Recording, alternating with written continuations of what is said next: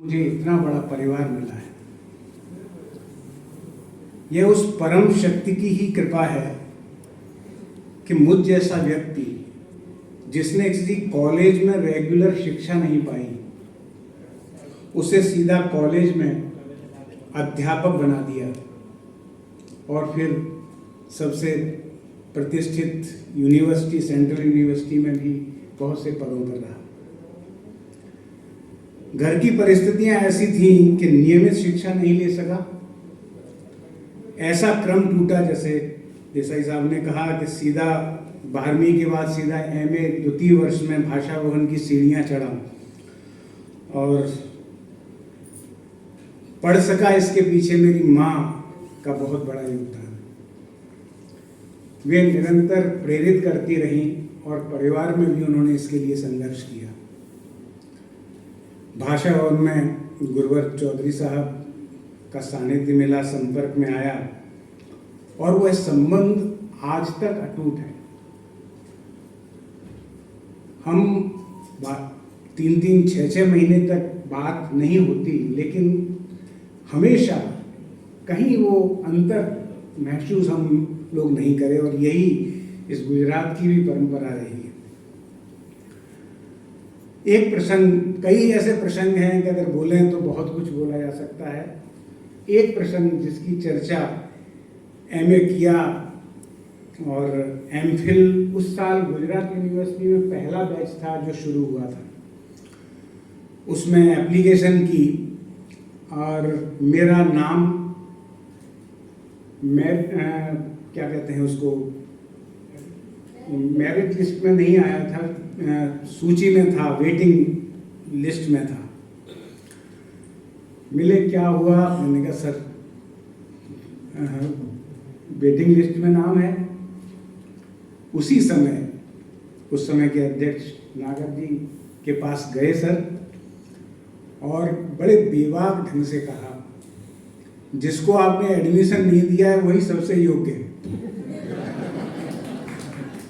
और एडमिशन हुआ। सबसे पहले बैच में मैंने ही डिसर्टेशन सबमिट किया और गुजरात यूनिवर्सिटी की 00001 नंबर की मार्कशीट भी मेरे पास है।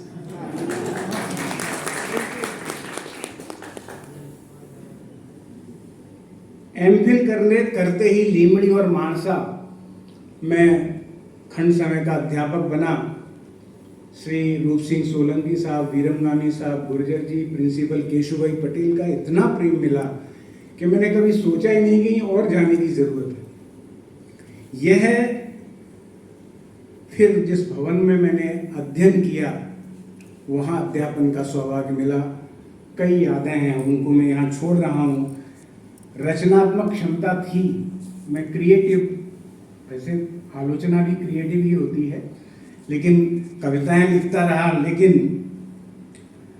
स्थितियों बस विद्यार्थियों की आंख में जो मैंने प्रेम और जिज्ञासा देखी, मैंने उसको प्राथमिकता दी और दूसरे मित्रों की रचनात्मक सिद्धियों पर खुश होता रहा। 2012 में सेंट्रल यूनिवर्सिटी में नियुक्ति हुई और 4 महीने में डीन ऑफ स्टूडेंट वेलफेयर का दायित्व आ गया और पूरे भारतवर्ष के पीएचडी के विद्यार्थी अपने में बहुत होशियार और बहुत शातिर भी, सर बताएंगे, लेकिन 4 साल में जिस तरीके से, आज भी उसमें से बहुत से सिंगापुर हैं, अमेरिका हैं, वहाँ से उनके फ़ोन आते हैं कि सर आपने जो करवाया वो हम कभी भूलेंगे नहीं। तो ये एक काम रजिस्ट्रार के रूप में बहुत से कार्य। सबसे बड़ी बात ये थी कि कुलपति जो इससे पहले थे, वारी साहब और साहब का पूरा विश्वास प्राप्त किया। कोई भी ऐसी चीज़ नहीं होती थी। हमने बहुत सी मिलकर बहुत सी समस्याएं इसकी, जो विद्यार्थियों की, अध्यापकों की और कर्मचारियों की भी कई समस्याओं का समाधान किया। एक अलग तरह की ट्यूनिंग थी। एक प्रसंग में जब मेरा विदाई 30 जून को सर ने जिस बहुत ही गौरवपूर्ण विदाई हुई थी। जब मैं अपने रूम में आया तो जो क्लास 4 के जो लोग थे, शीपर वगैरह, वो पूरे के पूरे मेरे रूम में बुके लेकर आए। मैं ताज्जुब कर गया। उन्होंने कहा साहब वहां हमें कौन आने देगा? मैंने कहा ऐसा नहीं। तो ये जो प्रेम वहां छोटे से छोटे कर्मचारी से लेकर बड़े ये मिला, ये मेरी बहुत बड़ी पूंजी है।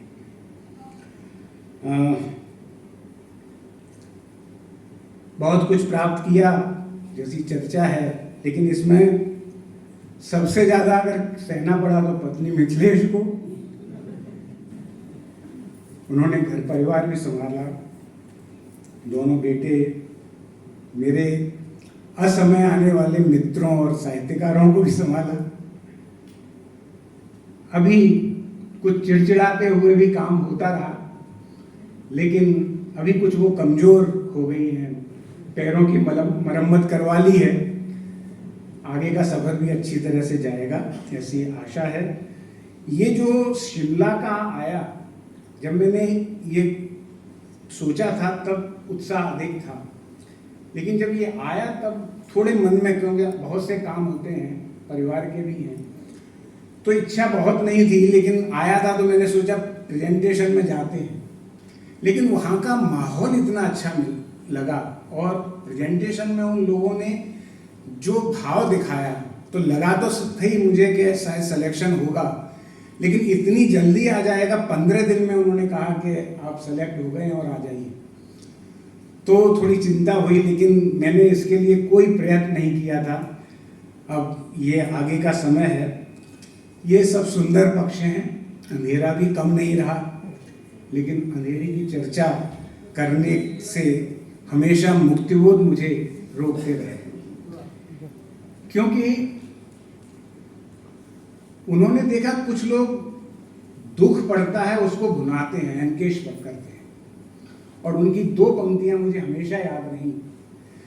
दुखों के दागों को तमगों सा पहना, अपने ही ख्यालों में दिन रात रहना, ये इससे मैं हमेशा बचा। एक प्रसंग कह के मैं अपनी बात पूरी करूंगा। ये वाकया 2006-07 का है, जब नाम्बर जी को लेकर मैं राजकोट से वापस अपने घर आ रहा था एक सेमिनार से, और बात निकली, मैंने कहा थोड़ी सी दुखी हूँ, और चर्चा निकली तो उन्होंने कहा आलोक मुझे देखो, मैं BHU का स्कॉलर, वहां से मैं निकला और 5 साल तक किसी ने नौकरी नहीं दी। आज मैं उस शीर्ष पर पहुंचा हूं अपने बूते पर, तुम क्यों चिंता करते हो? मैं समझता हूं ये संबल सभी गुरुवरों का, मित्रों का आशीर्वाद से संभव होता है। आप सभी का बहुत बहुत आभार मानता हूं कि आप सब मेरे साथ जुड़े हुए हैं। पुनः सबका बहुत बहुत धन्यवाद।